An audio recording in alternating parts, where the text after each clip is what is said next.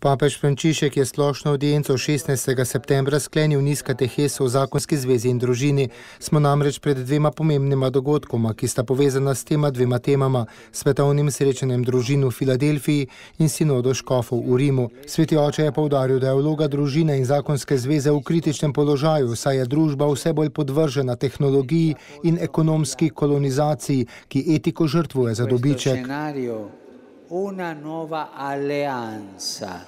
Bog je že od začetka stvarstvo zaupal moškemu in ženski, zavezi med njima in torej družini, katere naloga je, da svet naredi domačega. Družina je na začetku temelj te svetlobne kulture, ki nas rešuje številnih napadov, uničenj, kolonizacij, kot na primer denarja, ideologij, ki grozijo svetu.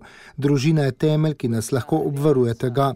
Čeprav sta prva človeka zavrnila izvorni blagoslov, nismo ne prekleti, ne prepuščeni samim sebi. Bog je človeku in njegovi ženi naredil suknji iz kože in jo oblekel. To dejanje ljubezni pomeni, da tudi v bolečih posledicah našega greha Bog ne želi, da ostanemo goli in prepuščeni naši usodi grešnikov.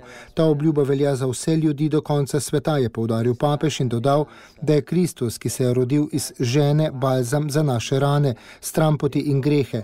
Bog nas ljubi take, kot smo, in želi iti s tem projektom naprej. In ravno žena je tista, ki ima največ moči in nadaljuje delo na tem projektu.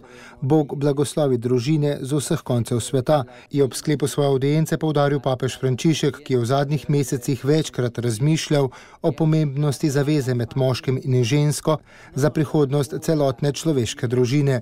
Sveti oče pa je med drugim spregovoril tudi o starih starših v družini, o otrokih, o vzgoji otrok in podobno. Več o tem lahko preberete tudi na spletnih straneh slovenskega uredništva Radia Vatikan in Radia Ognjišče.